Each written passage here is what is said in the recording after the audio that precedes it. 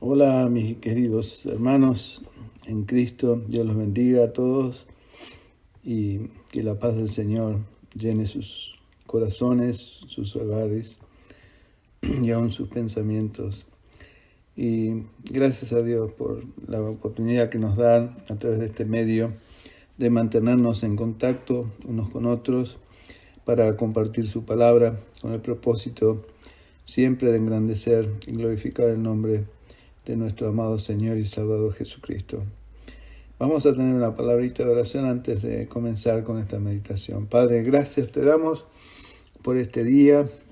Gracias por todas las cosas que tú nos das constantemente, proveer todas nuestras necesidades. Gracias por estar constantemente limpiando nuestros pecados, Señor, cuando los confesamos a ti. Límpianos ahora, te ruego, de toda nuestra maldad y pecado, y llénanos de tu Espíritu Santo. A mí, a mis hermanos que van a oír, que la paz, bendición tuya nos llene, el gozo, la comunión en el Espíritu, nos una en un cuerpo que eres tú, Señor, el cuerpo tuyo, tu iglesia, la iglesia del Cordero de Dios, del Cristo resucitado, aquí sobre esta tierra. Y gracias, Señor, que nada nos puede separar del amor de Dios que es en Cristo Jesús. Ni siquiera la pandemia, ni la distancia geográfica o física. Tú nos has puesto y nos has bautizado en un cuerpo con el propósito de glorificar tu nombre. Ayúdame ahora a mí y bendice a mis hermanos que van a oír. En el nombre de Jesús lo pedimos y agradecemos. Amén, Señor. La semana pasada compartí con ustedes la necesidad que tenemos todos los cristianos que queremos andar en luz, en verdad, en amor, agradando a nuestro Señor, siendo de bendición a su iglesia, que debemos probar los espíritus para saber si son de Dios. ¿Se acuerdan que vimos cómo tantas veces hay referencia en las Escrituras de las exhortaciones del Señor en cuanto a esto, ¿no es cierto? Que en los últimos tiempos, sobre todo, donde es el tiempo que nos toca vivir a nosotros como Iglesia de Dios, que miremos que nadie nos engañe. Quiere decir que estos engaños pueden venir desde afuera, con gente, como dice la palabra, que el mismo Satanás se viste como ángel de luz, ¿no es cierto? En esa expresión en Corintios. Y es así, el mismo diablo se viste como ángel de luz y nos puede engañar. Ese es siempre el propósito de nuestro enemigo, pero gracias que el propósito de nuestro amado Señor, que es más poderoso que Él, es siempre mostrarnos su verdad. Esta es la necesidad fundamental de la carta del apóstol Juan, que nos insta a todas estas cosas, a probar los espíritus. Vimos ese pasaje en 1 Juan capítulo 4, donde claramente el apóstol hace 2000 años atrás ya decía en ese entonces que debemos hacer y tomar esta práctica y hacerla constantemente, ¿no es cierto? De no creer a todo espíritu, sino que probemos los espíritus para saber si son de Dios. Porque hay muchos falsos profetas que han salido por el mundo. Y ahora el mundo está lleno de ese tipo de falsedades. Y el diablo usa poderosamente a todos sus agentes que aún inconscientemente muchas veces engañan a las personas, a creyentes que no están, por así decirlo, en guardia, preparados, vigilantes, velando, y sobre todo muchos, como abundan, aquellos que no conocen la Escritura y no saben la verdad en su completa magnitud y son engañados fácilmente, así como ese primer engaño que el diablo le hizo a Eva, esa primera mujer de la creación, y a su esposo Adán a posteriori. Y bueno, vemos este énfasis, ¿no es cierto?, de todas estas cosas que nos rodean y cómo podemos evitar que falsos profetas, falsos espíritus, falsos maestros, falsos pastores nos engañen y nos conduzcan hacia un error.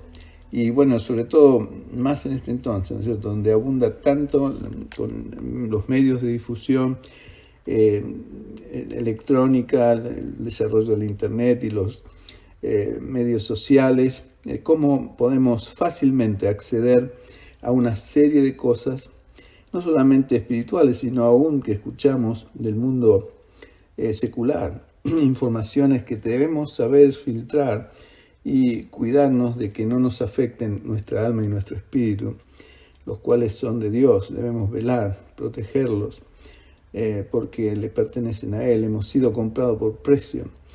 Así que por eso es que el Espíritu de Dios nos anhela, dice, quiere decir que nos desea solo para Él. Y este es el énfasis, ¿no es cierto?, de la palabra de Dios, sobre todo en los evangelios, sobre todo ese mismo Señor Jesús diciendo, miren que no sean engañados, porque vendrán en su nombre aún diciendo, yo soy el Cristo, y el tiempo está cerca, etcétera, etcétera. Mas no os vayáis detrás de ellos, dice el Señor en Lucas capítulo 21. Así que esto lo vemos como un gran peligro en nuestras vidas, si queremos servir eficientemente a nuestro Señor. Pero también hay otro peligro, del cual yo quisiera hoy detenerme un poquito para que a través de la palabra de Dios nos pueda ayudar, y por medio del Espíritu Santo, a entender, a protegernos más de todos estos espíritus de engaños que andan dando vuelta. Y lo que yo hoy quisiera detenerme es específicamente en el autoengaño, o sea, en el hecho de que yo mismo me puedo engañar. ¿Cómo puede ser eso? Siendo un creyente, habiendo recibido revelación espiritual, el Espíritu Santo, etc.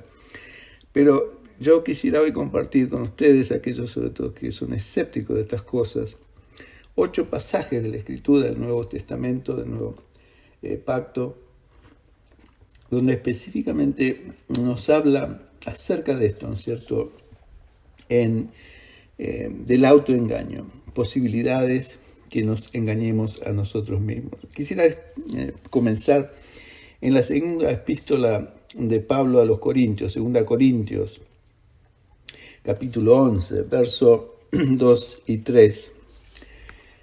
En 2 Corintios, capítulo 11, versículo 2 y 3. Dice así la Escritura.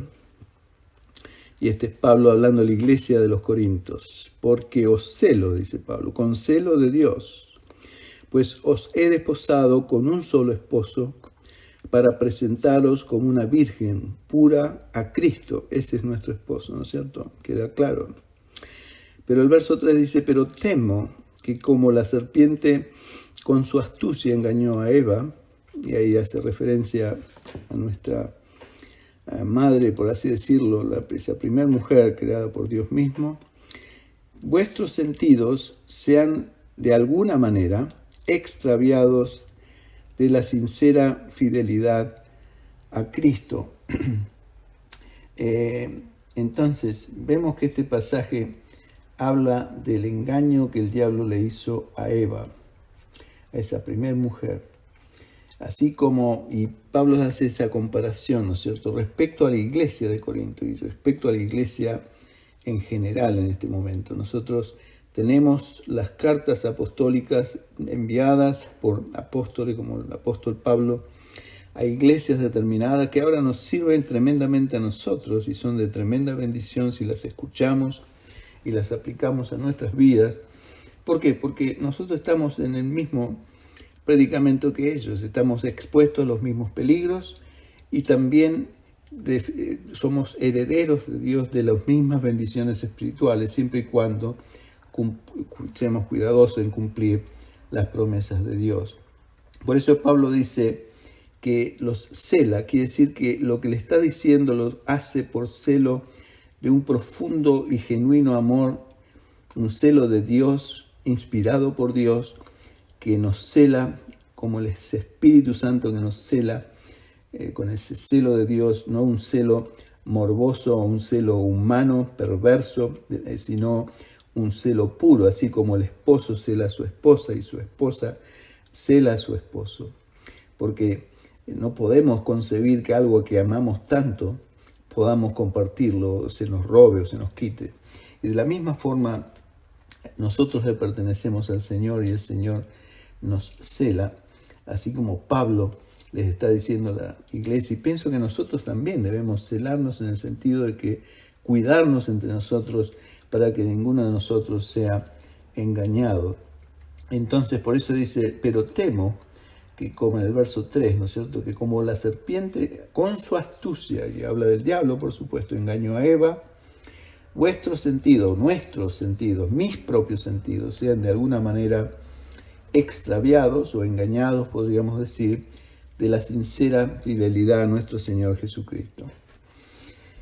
Recordemos, pues, que esto es una cosa muy importante, que el primer pecado sobre la raza humana vino por el engaño del diablo. No vino porque a Eva se le ocurrió comer la fruta, no. El diablo la engañó y ella cayó en el engaño del diablo. Y toda la Biblia está llena de estas admoniciones o estas realidades en cuanto a que el diablo es un engañador. Vemos al final de la Biblia, en el libro de Apocalipsis, que nuevamente el diablo se define como un engañador. En el libro de Apocalipsis capítulo 12, vamos ahora, por favor, si abren sus Biblias ahí, en Apocalipsis capítulo 12, un famoso pasaje de la Escritura, lo hemos citado muchas veces, porque describe en su esencia uno de los principales atributos de nuestro enemigo tenaz, que es el diablo, Satanás o Lucifer, o tantos nombres que se le es dado. El verdadero nombre no lo conocemos tal vez, pero lo podemos definir como el diablo. Y dice así en Apocalipsis capítulo 12, verso 9, y fue lanzado fuera el dragón, la serpiente antigua, que se llama Diablo y Satanás. ¿Ve? Le da dos nombres, uno en mayúscula y otro en minúscula, porque Diablo es una función y Satanás es su nombre, tal vez, aparentemente, según lo define acá la Escritura. Que otras versiones en el viejo antiguo pacto lo llaman Lucifer, también porque era su nombre tal vez original, ¿no es cierto?, o Lucero, que se llama Diablo y Satanás, el cual, dice, fíjese, engaña al mundo entero. Y este fue arrastrado a la tierra y sus ángeles fueron arrojados con él. O sea, vemos acá tal vez la rebelión del diablo o de Satanás, que fue lanzado sobre la tierra, porque este engañaba a todos, dice este verso, fíjense, dice, al cual engañaba al mundo entero, o sea que no hay absolutamente nada del mundo que se pueda salvar. Sabemos también que el diablo quiso engañar al mismo Señor, Jesús. El primer, como vimos la semana pasada, acto ministerial del Señor fue específicamente ser conducido por el Espíritu Santo al desierto para ser engañado por el diablo, para ser tentado. Y para que haya una tentación tiene que haber un engaño, una seducción, para que la persona caiga en ese engaño, en esa, seducción natural de nuestra carne, a la cual el Señor, por supuesto, contestó siempre con la palabra, y fue la palabra misma que lo preservó. Y también vemos durante el milenio también que el diablo fue encerrado y atado. En Apocalipsis capítulo 20, ahora vamos al libro de Apocalipsis, el mismo libro, pero el capítulo 20, vemos casi después en el capítulo 19 habla de la venida del Señor, de la cena de las bodas del Cordero que celebraremos con Él, etc. El juicio del caballo blanco, en el verso 11, y después el capítulo 20 de Apocalipsis nos describe el milenio, o sea, los 1000 años del reino del Señor Jesucristo sobre esta tierra. Y dice así en el verso 2 y 3, vamos a leer. Y prendió al dragón, otro nombre, la serpiente antigua, el mismo nombre que usa en Apocalipsis 12, que es el diablo, nuevamente aclara la función, ¿no es cierto? Y Satanás, el nombre. Y lo ató por 1000 años, y lo arrojó al abismo, y lo encerró, y puso su sello sobre él. Y fíjense en la razón, para que no engañase más a las naciones, hasta que fuesen cumplidos 1000 años, y después de esto debe ser desatado por un poco de tiempo. O sea que el único momento donde el diablo va a dejar de engañar a las naciones y a las personas que habitan en ellas es cuando el diablo sea atado, no por nosotros como muchos pretenden atar al diablo, lo único que recoge son carcajadas del mismo, sino que el mismo Señor lo va a atar y le va a poner su sello para que nadie lo pueda desatar por 1000 años. Y la razón por la cual el Señor va a hacer esto es para que no, precisamente, para que no engañase más a las naciones o a las personas que las habitamos. Y después del milenio, después de que transcurran los 1000 años del reino milenario, vamos a ver algo tremendamente notorio, que el diablo saldrá nuevamente a engañar. Y eso lo vemos en el mismo capítulo de Apocalipsis 20, en los versículos 7 y 8. Y dice así, verso 7, dice: cuando los 1000 años se cumplan, Satanás será suelto de su prisión y saldrá a engañar a las naciones, fíjese nuevamente, que están en los 4 ángulos de la tierra, a Gog y a Magog, a fin de reunirlos para la batalla, el número de los cuales es como la arena del mar. O sea que el diablo va a salir una vez, ni tan pronto como sea desatado o suelto o liberado de ese pozo, de ese abismo, donde el Señor mismo lo va a atar y arrojar por 1000 años. Después de ese lapso de tiempo, dice esta escritura que Satanás será suelto de su prisión y saldrá nuevamente a engañar a las naciones que están a los 4 ángulos de la tierra, a Gog y a Magog, para reunirlos a la batalla. Ahora, piensen ustedes, ¿quién se va a imaginar que después de haber visto al Señor Jesús mismo en carne, en persona, reinando sobre la tierra por 1000 años en un reino de absoluta justicia y verdad y paz, donde no va a haber guerras ni revueltas de ningún tipo, porque el Señor va a gobernar con vara de hierro, dice la Escritura? O sea que no va a haber ningún sublevado, no va a haber ningún levantamiento, no va a haber guerras, ni revoluciones, ni contrarrevoluciones. Va a haber realmente una paz absoluta por 1000 años sobre la tierra. Todos van a saber que Jesús está reinando, gobernando desde Jerusalén a todas las naciones del mundo. Lo van a poder ver por televisión tal vez. Va a ser como hoy vemos al presidente Trump o cualquier gran presidente o primer ministro o lo que sea. Vamos a ver al Rey de Reyes reinando soberano en su trono de gloria en Jerusalén. Y después de 1000 años de ese reinado absolutamente perfecto, el diablo va a ser liberado nuevamente con el propósito de engañar nuevamente a las naciones. Y sobre la tierra va a haber personas, todavía estaremos nosotros, los redimidos, con cuerpos glorificados, reinando con el Señor, siendo reyes y sacerdotes para Dios por toda la eternidad. Pero también, aparentemente, de acuerdo a esta escritura, va a haber hombres y mujeres comunes, que ellos también van a ser engañados cuando el diablo sea suelto. Y dice esta escritura un poco más adelante, dice: a fin de reunirlos para la batalla, el número de los cuales es como la arena del mar. O sea que, ¿se acuerdan de esa declaración, esa promesa hermosa del Señor a Abraham? Que su descendencia dos definiciones le dio. Como una va a ser como la arena del mar, que eso denota una descendencia terrenal, y habla de Israel. Y el otro van a ser como las estrellas del cielo, que habla de la descendencia espiritual, la celestial, que somos nosotros, la iglesia.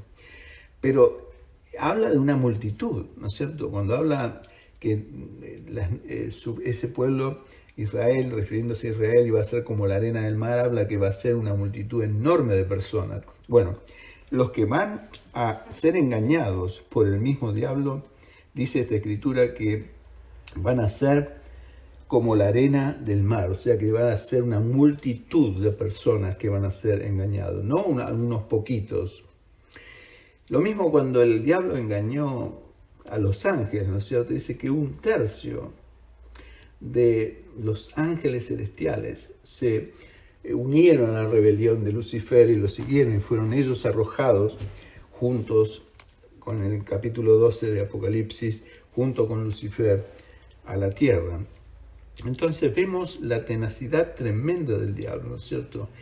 El Señor vino a la tierra por 3 años y medio y lo crucificaron, los desecharon, lo rechazaron absolutamente, mismo su pueblo, que estaba profetizada su venida en distintas ocasiones, muy claramente, como sabemos en Isaías 53, donde claramente se da una figura clave de ese Cordero perfecto que iba a venir a quitar los pecados del pueblo. Pero cuando vino, no lo reconocieron.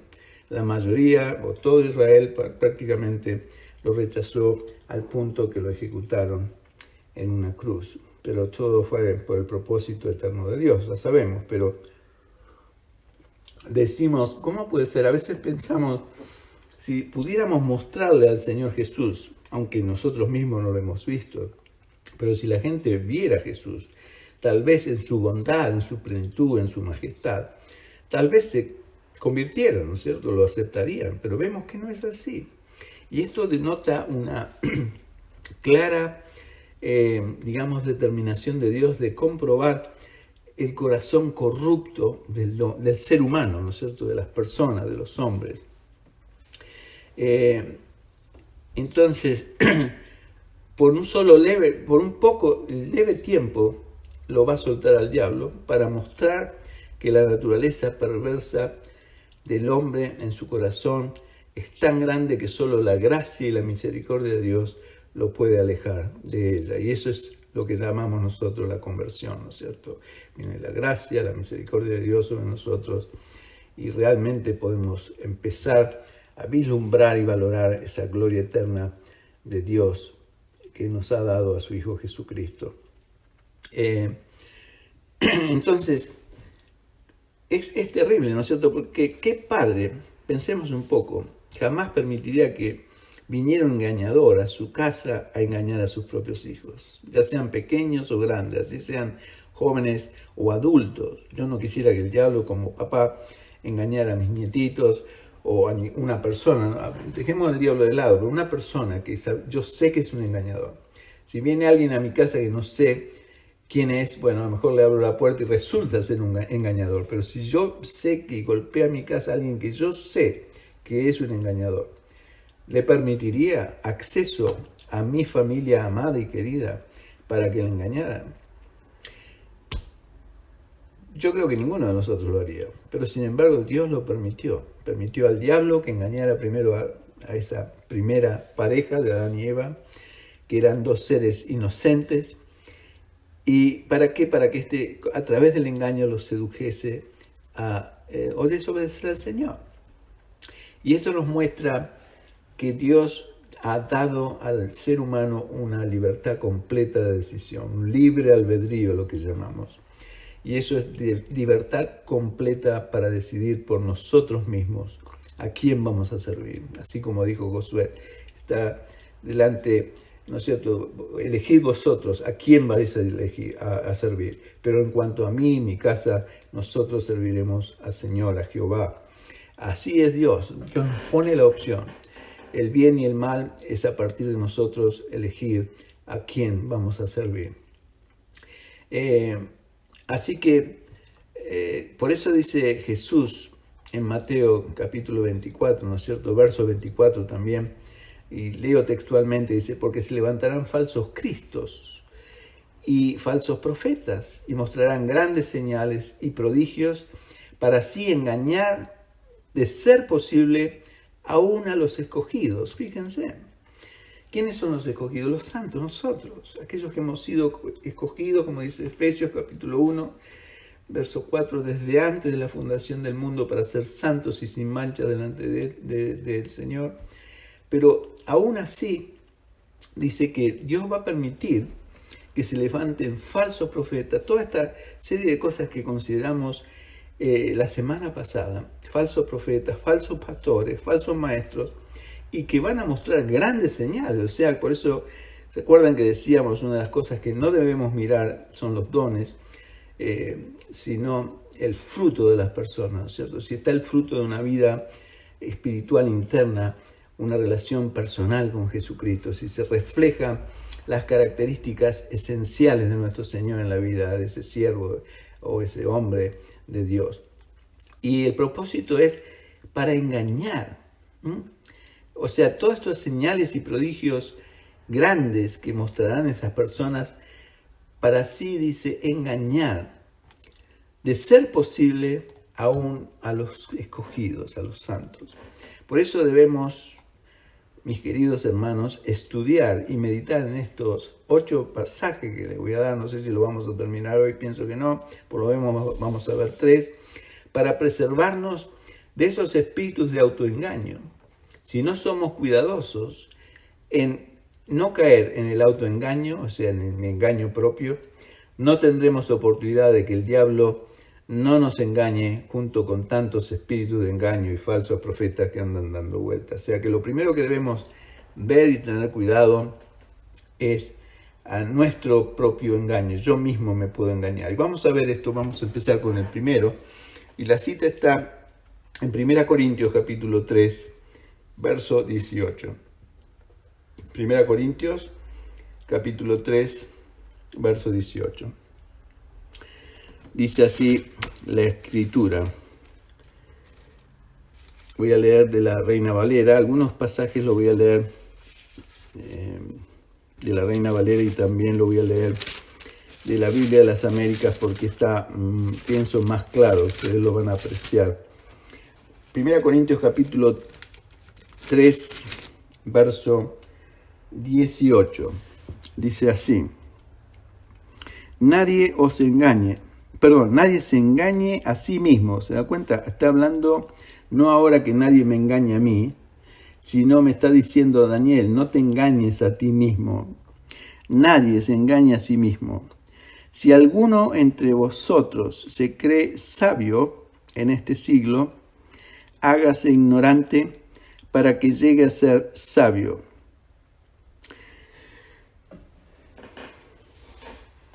Interesante, ¿no es cierto? Nadie se engañe a sí mismo. ¿Se dan cuenta de lo que estamos hablando y meditando en el autoengaño? Esta es la primera característica fundamental en nuestras vidas para no engañarnos a nosotros mismos.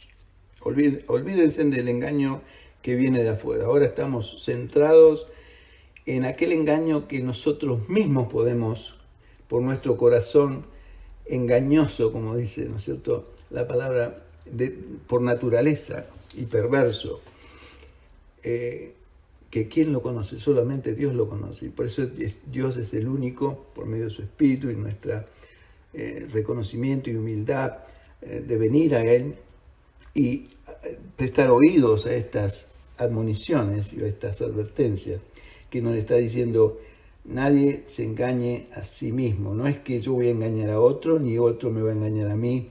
Yo mismo me puedo engañar a mí mismo. ¿Cómo? Si yo me creo sabio o entendido o inteligente en este siglo. O sea, con la sabiduría de este siglo, con la sabiduría del mundo, con la inteligencia del mundo. Eso es lo que significa esta expresión. ¿Qué quiere decir esto? Cuando yo vengo, o sea, hay una tendencia natural en todos nosotros, pienso, inclusive en los cristianos, de pensar de que, bueno, esta persona es culta, es, digamos, estudiosa o estudiada, tiene buena preparación académica, es inteligente por naturaleza. Pensamos que esa persona naturalmente va a entender mejor las Escrituras, ¿no es cierto? Y no es así. Este pasaje dice lo contrario, dice que si yo pienso así me estoy engañando a mí mismo. Si alguien entre ustedes se cree sabio en este siglo, quiere decir la sabiduría de este siglo que es animal, que es carnal, que es perversa, es muy buena para ser inteligente para este mundo, en otras palabras, para todas aquellas áreas de la ciencia y de la técnica que no sean la palabra de Dios o la palabra espiritual de Dios, que no sea la Biblia. O sea, la Biblia es algo completamente al margen de todos los demás conocimientos que hay sobre la tierra. Yo puedo ser excelente como técnico, como científico, como entendiendo materias como historia, geografía, política, ciencia de todo tipo, matemática, física, química, biología, etc. Pero ser un cero a la izquierda espiritualmente hablando. Y abrir, cuando yo vengo a la palabra de Dios y abro la Biblia, lo que dice este verso es que si yo me creo sabio cuando abro la Biblia, tengo que decirme a mí mismo, Daniel, delante de este libro y antes de comenzar a leerlo, me tengo que considerar un tonto, un estúpido, alguien que no tiene inteligencia ninguna, porque solamente Dios me puede dar la luz, la claridad, el entendimiento y la revelación espiritual para poder entender esto correctamente. Si yo puedo ser, por ejemplo, no sé, un abogado, un doctor, un ingeniero, en cualquier rama de la ciencia o de la técnica, y creerme muy inteligente, y dice, bueno, agarro la Biblia y yo la voy a entender mejor que todos los demás porque tengo mucha inteligencia, mucha brillantez intelectual. Y puede ser que eso no sirva absolutamente para nada. Yo saque cero valor agregado a lo que leo de la palabra porque no tengo revelación de Dios. Eso es como decir, bueno, una persona puede tener un excelente cerebro, pero tener un mal oído, o puede tener mala vista, o puede tener un mal corazón, ¿no es cierto? Y morirse de un ataque al corazón cuando tenía un perfecto cerebro que funcionaba a la perfección. O viceversa, puede ser una persona que tenga un excelente corazón muy fuerte y un cerebro que es mediocre. Entonces una cosa no tiene nada que ver con la otra. O yo puedo tener una excelente vista y puedo tener mala audición. Son sentidos distintos. Y el sentido espiritual no tiene nada que ver con la sabiduría o la preparación o la inteligencia que una persona, un ser humano, posea naturalmente. Dios da inteligencia y reparte distintos grados, así como hay distintas medidas en cuanto a lo que nosotros poseemos materialmente, a nuestra altura, a nuestro color de piel, la inteligencia es lo mismo. Dios nos la da y vinimos al mundo con ella y no pudimos hacer nada, no podemos comprarla, no podemos venderla ni resignarla. Pero ella no tiene nada que ver cuando vengo a la palabra de Dios. Tiene mucho que ver si yo estudio una materia, por ejemplo, estudio química. Bueno, por supuesto, si yo tengo inteligencia, voy a ser un mucho mejor químico que aquellos que tienen menos, porque tengo más posibilidades de entender intelectualmente. Pero no es así con la palabra de Dios. Y Dios siempre nos mueve a la humildad, al reconocimiento de que si Él no nos da su gracia y su ayuda, no podemos lograr nada. Por eso dice este texto al final, dice, el que cree, si alguno entre ustedes se cree sabio en este siglo, mire lo que tenemos que hacer, hágase ignorante. Quiere decir, considérese un ignorante, un tonto. Y si yo hago esto, hay una hermosa promesa, fíjense en que termina este pasaje, dice, para que llegue a ser sabio. Quiere decir que si yo tomo este paso de fe, de que cada vez que vengo y abro la palabra del Señor, le digo al Señor honestamente de mi corazón, no por decirlo como un versito que recito de memoria. No, Señor, si tú no me ayudas a entender esta palabra, toda mi inteligencia de hombre no me sirve absolutamente para nada, sea mucha o sea poca.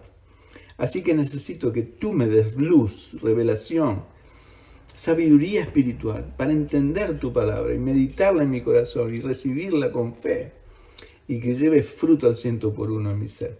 Si lo digo así, esta es la promesa de Dios, que voy a llegar a ser sabio. ¿No es hermoso, hermanos? ¿No es hermoso que cada vez que abrimos la Escritura no nos engañemos pensando que yo ya esto lo sé o ya lo puedo dominar, voy a estudiarlo y lo voy a profundizar yo con mi intelecto y lo voy a exponer como simple meditación que estoy haciendo con ustedes, mis hermanos queridos? Tengo que depender en el Espíritu de Dios, no en mi inteligencia, no en mi sabiduría humana. Y si me considero sabio en este mundo, debo decirle sí y reconocerme delante de Dios como un necio, como un tonto, un estúpido, como aquel que no tiene nada de inteligencia en este mundo. Entonces me pongo al mismo nivel, a la misma altura de aquel menos dotado que yo, porque, reconocemos que gracias a Dios tenemos una cuota de inteligencia, pero no contamos con ella en este aspecto, sino que reconocemos y nos ponemos a la altura del más bajo ser humano, de aquel que tiene muy pocas luces, y reconocemos que si Dios no nos revela esto, nosotros no podemos hacer nada. Y es ahí cuando la promesa de Dios nos lleva a ser sabios, porque Dios nos da la sabiduría. Aquel que tiene falta de sabiduría, dice Santiago, pídala a Dios, que dará en abundancia. Y esto viene muy a colación con eso, es Santiago capítulo 1. Si yo tengo falta de sabiduría, es porque no le he pedido a Dios. Y para entender este libro, cuando vengo a él, como insisto, usted puede saber mucho de muchas áreas, pero cuando viene a la Biblia, tiene que considerarse un ignorante, un necio, un completamente ignorante de cualquier cosa, para que Dios me lleve al proceso de hacerme sabio, pero es Él que lo hace. Así que esa es la primera característica. La segunda está también en 1 Corintios y en el capítulo 6. 1 Corintios y ahora el capítulo 6 y en los versos 7 a 9. Yo lo voy a leer primero de la Reina Valera, que es la Biblia que frecuentemente uso, pero después se lo voy a leer de la Biblia de las Américas y van a ver un poco la diferencia de cómo se entiende mejor en la Biblia de las Américas, si es que puedo. Bueno, leo entonces de la Reina Valera, ¿no es cierto? 1 Corintios, capítulo 6, versos 7 al 9. Así que, por cierto, es ya una falta. Este es el pasaje donde Pablo habla a la iglesia de los Corintios acerca de litigios que tenían los hermanos delante de los incrédulos, ¿no es cierto? Y habla específicamente en este pasaje de hermanos que se llevan unos a otros a la corte por litigios entre ellos. Por eso dice el verso 6, dice, sino que el hermano con el hermano pleita en juicio, y esto ante los incrédulos, pregunta, ¿no es cierto? Porque claro, cuando vamos a un juez no vamos a esperar que el juez sea un creyente para juzgarnos, es un incrédulo. Entonces, si es un creyente, es una casualidad, a menos que Dios lo ponga ahí con ese propósito, pero lo más probable es que sea un incrédulo. Y si es un incrédulo, dos creyentes van a ser juzgados delante de una persona que no entiende nada de las cosas espirituales. Es más o menos como lo que hablábamos antes respecto a la Biblia, comparado con cualquier otra disciplina de la vida, ¿no es cierto? Nada que ver. Dice, así que, por cierto, verso 7 estoy leyendo, es ya una falta en vosotros que tengáis pleitos entre vosotros mismos. Ya eso es una falta, dice Pablo. Y pregunta, dice, ¿por qué no sufrís más bien el agravio? ¿Por qué no sufrís más bien el ser defraudados? Pero, dice, vosotros cometéis el agravio y defraudáis, y esto a los hermanos. Y pregunta el verso 9, ¿y no sabéis que los injustos no heredarán el reino de Dios?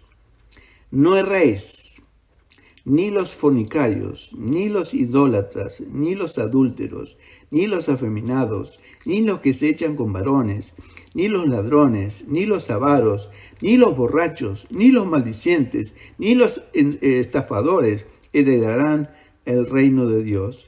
Y estos erais algunos, mas ya habéis sido lavados, ya habéis sido santificados, ya habéis sido justificados en el nombre del Señor Jesús y por el Espíritu de nuestro Dios. Ahora, voy a leer lo mismo de la Biblia de las Américas, por lo menos los tres primeros versículos. Dice así, 1 Corintios 6, del verso 7 al 9. Así que, en efecto, dice, es ya un fallo entre vosotros el hecho de que tengáis litigios entre vosotros. Pregunta, ¿por qué no sufrís mejor la injusticia? Otra pregunta, ¿por qué no ser mejor defraudados? Verso 8, por el contrario, vosotros mismos cometéis injusticias y defraudáis, y esto a los hermanos. Y pregunta el verso 9, ¿o no sabéis que los injustos no heredarán el reino de Dios? O sea que si una persona, un creyente, lleva a otro creyente a una corte, es una injusticia para Dios, es algo serio, es algo que ni se nos debería cruzar por la cabeza. Después más adelante Pablo dice por qué, ¿no es cierto? Que nosotros vamos a juzgar aún a los ángeles, no podemos juzgar un caso entre nosotros mismos, que lo debemos llevar a una corte. Ahora, dice después inmediatamente en la Biblia de las Américas, dice, no os dejéis engañar, o sea, o no nos engañemos a nosotros mismos. Está en la mitad del verso 9. En la Reina Valera dice, no erréis. Pero en la Biblia de las Américas dice, no os dejéis engañar. Nuevamente el engaño. Y dice por qué. Ni los inmorales, ni los idólatras, ni los adúlteros, ni los afeminados, ni los homosexuales, etcétera, etcétera, etcétera, heredarán el reino de Dios. Y habla de toda una serie de injusticias para Dios, pero vemos que para Dios no hay injusticias chicas e injusticias grandes. Un hermano que lleva a la corte a otro hermano es tan injusto como aquel que es homosexual o que es afeminado o que es un estafador o que es un borracho o que es un ladrón. Para Dios es exactamente lo mismo. Cualquier cosa que no venga de la justicia de Él es injusticia, y eso lo debemos entender, hermanos. Y no debemos engañarnos. Hoy en día hay muchas personas que se engañan a sí mismos con eso. Por eso este texto dice, no os dejéis engañar.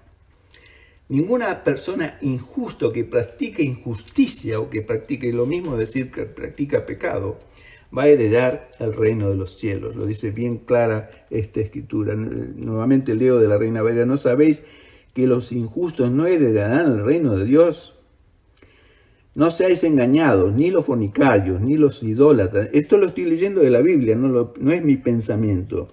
Ni los adúlteros, ni los afeminados, ni los que se echan con varones o homosexuales, ni los ladrones, ni los avaros, ni los borrachos, ni los maldicientes, aquellos que dicen maldiciones o malas palabras, ni los estafadores, heredarán el reino de Dios.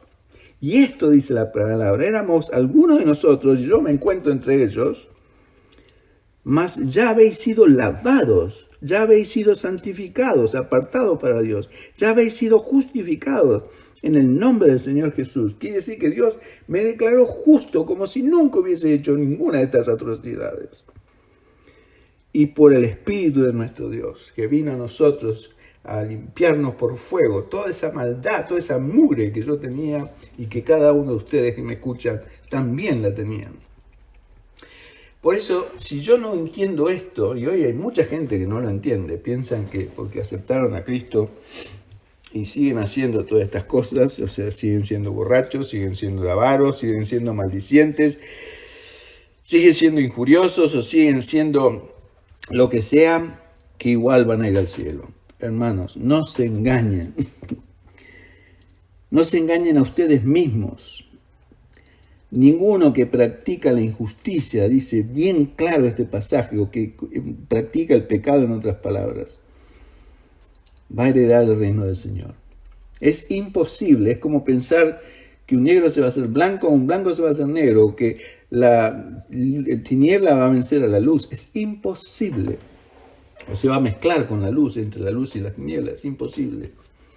Así que esto también es imposible para nosotros. Vamos al próximo punto, el punto 3.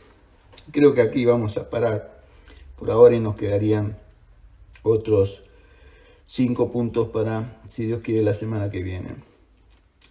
Y también esto es, vamos a verlo de la Biblia de las Américas, aunque también lo voy a leer de la Reina Valera. Es 1 Corintios capítulo 15 ahora. Capítulo 15 de 1 Corintios.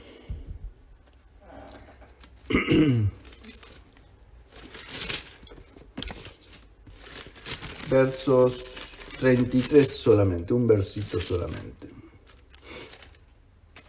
1 Corintios capítulo 15, verso 33. Dice así, lo leo primero de Reina Valera. Dice, no erréis. Nuevamente, en vez, dice no erréis en la Reina Valera, pero en la Biblia de las Américas dice, no os dejéis engañar. Es lo mismo, pero estamos hablando del engaño. Por eso queda más claro. A lo mejor alguien lee no erréis y no se da cuenta. Es muy fácil equivocarse, no darse cuenta que errar es errarle al blanco, o errar es pecar también, es traducido, es errarle al blanco, ¿no es cierto? O fallarle al blanco. Dice, no erréis, las malas conversaciones corrompen las buenas costumbres. Es un verso chico. Pero la Biblia de las Américas dice, no os dejéis engañar. Las malas compañías corrompen las buenas costumbres. Yo lo entiendo mucho mejor acá. Porque no es solamente las malas conversaciones que corrompen la buena costumbre. Por supuesto, las malas conversaciones corrompen la costumbre. Pero en sí, ¿quién trae las malas conversaciones? Las malas compañías. Y este es un texto tremendamente importante y clave inclusive sobre todo para los jóvenes. Porque los jóvenes son muy incautos en estas áreas y muchas veces yo digo, me acuerdo de mis hijos cuando eran mucho más jovencitos, y uno veía malas compañías y decía, no te juntes con este muchacho, no se juntes con tal. No, pero ladrón y borracho, pero buen muchacho, como dicen muchos. Es como decir, yo la puedo manejar, yo sé hasta dónde. Tengan cuidado. Y aún los grandes, hermanos queridos, hay muchas personas grandes que tienen más tendencia en buscar personas del mundo que los hijos de Dios. El momento que un cristiano se hace cristiano, ha sido lavado, ha sido santificado, como vimos en ese texto anterior, ¿no es cierto? Que vimos en 1 Corintios capítulo 6, ¿no es cierto? Cuando habla de lo que éramos ladrones, borrachos, etc. Pero hemos sido lavados, hemos sido santificados, hemos sido justificados, todas esas tres cosas. Entonces, ¿cómo vamos a poder? Es como decir, yo estaba siempre oloriento, siempre sucio, entre cerdos, y de golpe me sacaron de ahí, me dieron un buen baño, me perfumaron, me pusieron talco y perfume. Yo me voy a volver a refregar en ese lodo, en esa mugre, en esa contaminación, en ese hedor. No, de ninguna manera. Me voy a conservar limpio, voy a buscar aquello que es tan limpio como yo, voy a buscar el limpiarme más. O si vivía en un lugar mugriento, ¿no es cierto? Y alguien me muestra y me dice, mira, podés vivir en este lugar limpio, ordenado, arreglado. No es mucho mejor, pero por supuesto, una vez que lo veo, que yo antes no lo sabía por ignorancia, pero una vez que lo veo, y es así como cambia la vida de un cristiano, ¿no es cierto? Antes vivíamos en la mugre, hasta que Dios nos trasladó a su reino de luz. Es como literalmente vivir en la oscuridad, en las tinieblas, y de golpe que algo nos traslada a un reino de luz donde empezamos a ver todo y vemos todo más claro y más nítido. Yo no quiero más ir a las tinieblas, yo no quiero ir más a la mugre, al hedor, aquello que contaminaba. Y de la misma forma, las costumbres o las compañías, como dice el texto en la Biblia de las Américas, lo vuelvo a leer, dice, no os dejéis engañar. 1 Corintios 15, 33. Las malas compañías corrompen las buenas costumbres. O sea que la buena costumbre mía es ahora andar limpio, andar en luz, andar en santidad. Pero si yo empiezo a convivir con gente que no está en lo mismo, bueno, lamentablemente me va a corromper a mí, lo más probable. Y yo sé que muchos me pueden decir, bueno, y es cierto, Cristo era amigo de los pecadores, así lo llamaban a él. Y lo señalaban porque el Señor comía y bebía con los pecadores, los mismos fariseos. No se juntaba, y el Señor prefería juntarse con los pecadores que con los fariseos. ¿Saben por qué? Porque los fariseos eran hipócritas, pero los pecadores eran honestos. Y el Señor, otra cosa es que el Señor tenía la suficiente fortaleza interior y espiritual para arrastrar al más grande pecador hacia Él, hacia la verdad, hacia la limpieza, hacia la luz. Y Él jamás iba a ser arrastrado hacia lo contrario. Pero en cambio nosotros, como dice la Escritura, el que piense estar firme, mire que no caiga. O sea, no vas a hacer cosas que los demás me venzan a mí. A veces nos queremos, yo me acuerdo, uno de mis hijos me decía, no, papá, yo quiero ganarlo para el Señor, a este muchacho. Y uno se daba cuenta que el muchacho era un canalla, ¿no? Que no tenía ningún deseo de venir a la iglesia, ni de venir a los pies de Cristo. Lo único que quería era pasarla bien en la compañía de mi hijo amado y querido. Pero ¿cómo hacerlo ver al hijo? ¿No es cierto? Lo mismo nos pasa a veces con hermanos en la iglesia. Vemos, a lo mejor hay un campamento, nos juntamos y vemos siempre la disposición de juntarnos con determinadas personas. ¿Qué es lo que buscamos? Por eso dice que esta versión de Reina Valera, que no dice las malas compañías, sino las vanas conversaciones, no sé si se dieron cuenta, corrompen las costumbres. Dice, en Reina Valera, dice, no es reír o no os engañéis, las malas conversaciones corrompen las buenas costumbres. O sea, las conversaciones, como dije, vienen de mala compañía, las malas conversaciones. O sea que una cosa trae la otra. Yo si estoy con malas compañías, voy a estar sumido o sumergido en malas conversaciones. Conversaciones de este mundo, conversaciones de cosas que no son espirituales, conversaciones de cosas que me van a alejar de Dios en vez de acercarme, conversaciones sobre temas que me van a destruir en vez de edificarme. Entonces tengo que tener cuidado. Si yo estoy en un medio donde es mi trabajo, el lugar donde me gano el sustento, ¿no es cierto? La oficina, la fábrica, mi lugar de trabajo, bueno, es imposible. Yo ahí tengo que estar rodeado de gente incrédula y gente que habla perversiones y entiende y cree en perversiones, o en idolatría, o en vanidades, o en tantas cosas, o palabras vanas y palabras rudas. Bueno, es mi lugar de trabajo, no puedo, ojalá Dios sí, está bien que ore, Señor, llévame a un lugar mejor, sí, gloria a Dios, y Dios lo hace, pero a veces a lo mejor Dios me tiene a mí ahí a propósito para ver cómo voy a salir victorioso en ese medio. Y si yo tengo o presto oído a esta conversación, Daniel, o Juan, o Pedro, o María, o Felipe, cuidado con las compañías. Cuidado con las conversaciones, porque las malas compañías, como dice así aquí, corrompen nuestras buenas costumbres. Podemos haber tenido o adoptado buenas costumbres en nuestras vidas, que vienen de otros hermanos, de lo que oímos de la palabra, de lo que leemos de la palabra, pero si seguimos manteniendo esas malas compañías, lenta y gradualmente nos van a llevar a corrompernos.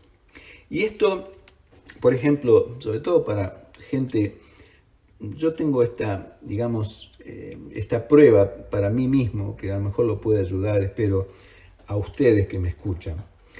Yo creo que esta puja es como una puja, ¿no es cierto? Si yo tengo es bueno que experimentemos para tratar de ganar gente para el Señor, en tener o buscar de cultivar una relación con otra persona incrédula. pero siempre la debo medir en este aspecto. No importa la edad que tengas, sobre todo para jóvenes, pero aún si eres un adulto y un viejito como yo.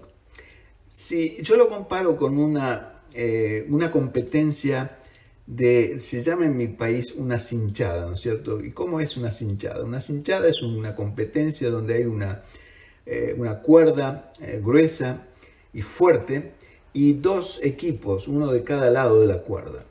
Y los dos equipos generalmente deben buscar ser balanceados. A veces se hacen equipos de hombres generalmente, o de muchachos, o de mujeres contra hombres, o de mujeres y mujeres, lo que sea. Pero se trata de que haya un equilibrio para que haya una verdadera competencia. Si son todos los fuertes de un lado y los débiles del otro, va a ser muy obvio y prácticamente no va a durar mucho la competencia. Pero esas hinchadas empiezan a tirar, empujar y tirar, ¿no es cierto?, de la cuerda de ambos lados, y el equipo más fuerte es el que prevalece, y el otro, por supuesto, es derrotado y es arrastrado hacia el lado del equipo más fuerte. Bueno, en nuestra vida social debe ser así. Si yo veo que tengo una relación con alguien, otra persona, y que esa relación es como una cinchada, una puja de poder. Si yo veo que la otra, que yo puedo arrastrar a esa persona hacia el lado del Señor, hasta que la persona adopte las costumbres mías, gloria a Dios, puedo seguir con la amistad. Puedo tener éxito y con la ayuda del Señor y la guía del Espíritu Santo y mi sujeción a Él y su palabra, puedo ayudar a esa persona a que venga al conocimiento de Cristo. Pero si yo noto que esa persona me está arrastrando a mí hacia su lado, lo mejor que puedo hacer, hermano o hermana querida, es soltar la cuerda inmediatamente y salir, dejar la competencia. No sé si me entienden. ¿Por qué? Porque voy a terminar sin darme cuenta, cayendo bajo las garras del engaño personal, sin darme cuenta. Por mucho que me guste la compañía, porque a veces nos gusta, esa es otra cosa, a veces estamos con esas compañías porque nos gustan los temas de conversaciones que esa gente tiene. A lo mejor son temas tan vanos o nos gustan las vulgaridades que dicen, las palabrotas o los chistes verdes que emplean y que a mí me hacen reír tanto. Hermano, cuidado. O cosas que miren o que compartan, ¿no es cierto?, entre ellos, programas o películas que ven, de las cuales no hay ninguna cosa edificante. Y eso no es solamente en cosas, para que no creamos que estoy hablando como un santulón, ¿no es cierto?, acá. Lo estoy hablando de corazón para que nos ayude. Estoy hablando de cosas simples, limpias, por así decirlo. Pero Pablo decía, todo me es lícito, pero no todo me conviene. Todas las cosas me es lícito, más no todo es edificante. Hay dos niveles, ¿no es cierto?, cosas de conveniencia y de edificación. Y Pablo decidía deliberadamente descartar todo aquello que no era edificante para su vida. Y creo que es muy sano que nosotros lo hagamos respecto a las compañías y las conversaciones que tenemos. Si una conversación, si una compañía no me edifica a mí, hermano o hermana querida, yo te aconsejo que sueltes la cuerda, que la dejes ir. Busca aquellas compañías que te elevan, que te ayudan a crecer espiritualmente, que te ayudan a desarrollar en tu fe, en tu esperanza, en el amor, en la misericordia, en la gracia de Dios. Personas que realmente te van a construir y no destruir. Y eso es tremendamente importante, tremendamente, y eso va a hacer una gran diferencia en tu vida. Después de años vas a ver que si sigues manteniendo esas amistades del mundo, esas amistades que se caracterizan por conversaciones vanas o de tonteras o de vanidades, ¿me entienden lo que es? Mi progreso espiritual en la carrera del Señor va a ser muy pobre o nada. Es más, es probable que sea negativo, porque es probable que me arrastren para el lado de ellos y cada vez yo me haga más parecido y tenga más tendencia a hablar y pensar en esas cosas que hablan y piensan ellos. Quiera Dios que así no sea con nosotros. Vamos a dejar aquí, hermanos, y vamos a seguir con la gracia de Dios la semana próxima. Vamos a orar. Padre, gracias por este día. Gracias por tu palabra, Señor, que es tan clara y nos ayuda para que no caigamos en este autoengaño que todos nosotros podemos fácilmente caer. Ayúdanos por medio de tu Espíritu y tu palabra a guardarla, Señor, a ser fieles en obedecerla. Te lo pido en el nombre de Jesús. Amén. Dios los bendiga, mis queridos hermanos. Si Dios quiere, nos seguimos manteniendo en contacto la semana próxima.